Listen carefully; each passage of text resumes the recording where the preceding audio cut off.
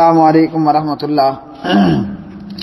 جی میرے پیارے بھائی، آپ کا سوال ہے میت کو دفن کرنے کے بعد اس کی قبر پر اتنی دیر کھڑے رہنا کہ جتنی دیر میں اونٹ کو ذبح کیا جاتا ہے، اور اس سلسلے میں جو حدیث بیان کی جاتی ہے کہ نبی صلی اللہ علیہ وسلم نے فرمایا والدین کی قبر پر اتنی دیر کھڑو دفن کرنے کے بعد جب تک کہ اونٹ ذبح کیا جاتا ہے، تو نبی صلی اللہ علیہ وسلم کے تعلق سے ایسی کوئی حدیث میرے علم میں نہیں ہے کہ اللہ کے نبی کا یہ فرمان ہو اور والدین کے لیے ہو۔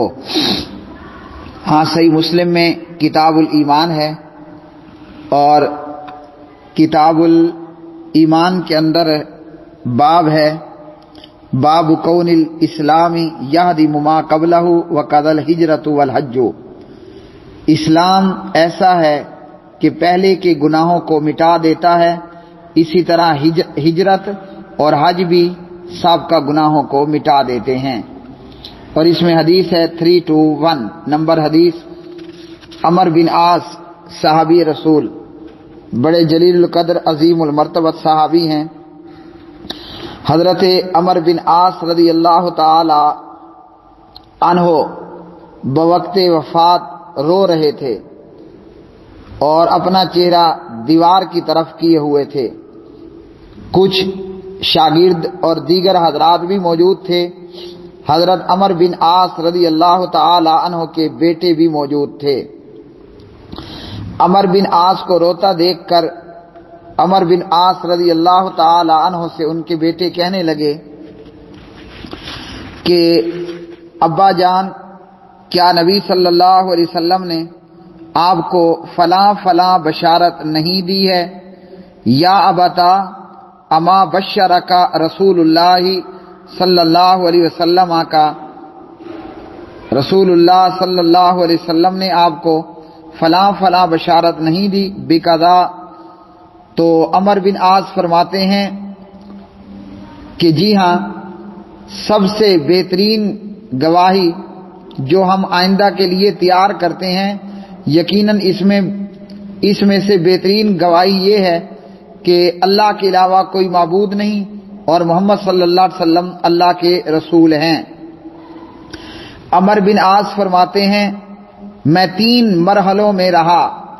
پہلا مرحلہ یہ کہ میں نے اپنے آپ کو اس حال میں پایا کہ نبی صلی اللہ علیہ وسلم کے ساتھ مجھ سے زیادہ بغض کسی کو نہ تھا، اور دوسرا مرحلہ یہ آیا کہ جب اللہ نے میرے دل میں محبت دی، اسلام کی محبت ڈالی، تو میں پیارے نبی کی خدمت میں حاضر ہوا اور عرض کیا کہ اپنا دایاں ہاتھ بڑھائیے تاکہ میں آپ کی بیعت کروں۔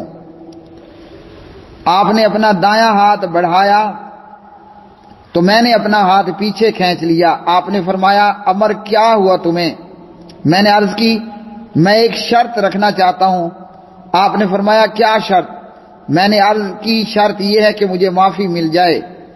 تو پیارے نبی صلی اللہ علیہ وسلم نے فرمایا اما علمت یا عمر ان الاسلام یہدم ما کان قبلہ وان الہجرۃ تہدم ما کان قبلہا وان الحج یہدم ما کان قبلہ۔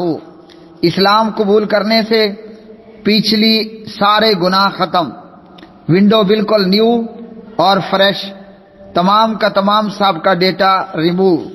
اسی طرح ہجرت کرنے سے سابقہ گناہ ختم، اور حج کرنے سے بھی سابقہ گناہ ختم۔ اسی روایت کے اندر عمر بن عاص فرماتے ہیں جب میں مر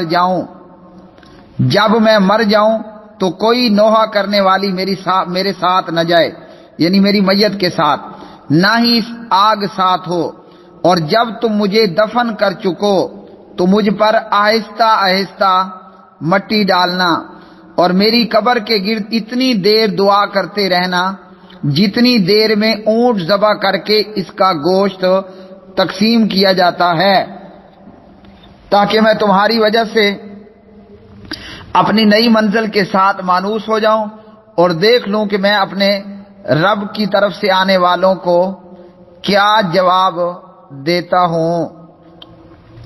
ثم اقیموا حول قبری قدر ما تنحر جزور یقسم لحمها۔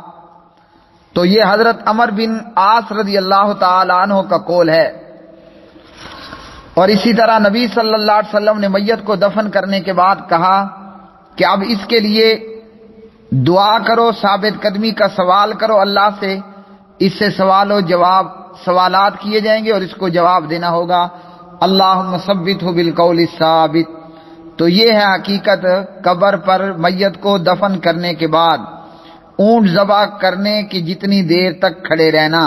حدیث کا عمر بن عاص کہ اس قول کا مطلب یہ ہے کہ قبر پر میت کو دفن کر کے فوراً بھاگ نہیں جانا چاہیے، بلکہ دوستوں یاروں کو اور بیٹوں کو بھائیوں کو چاہیے کہ میت کی قبر پہ کافی دیر کھڑے ہو کر اس کے لیے دعا کریں، اللہ سے ثابت قدمی کا اس کے لیے سوال کریں، تاکہ وہ من ربو کا، من نبیو کا، ما دینو کا سوالوں کے درست اور صحیح جواب دے پائے۔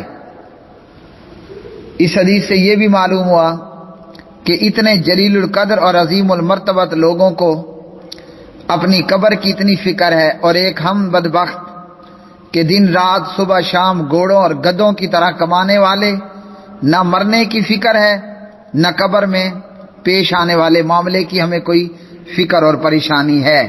واللہ عالم بالصواب۔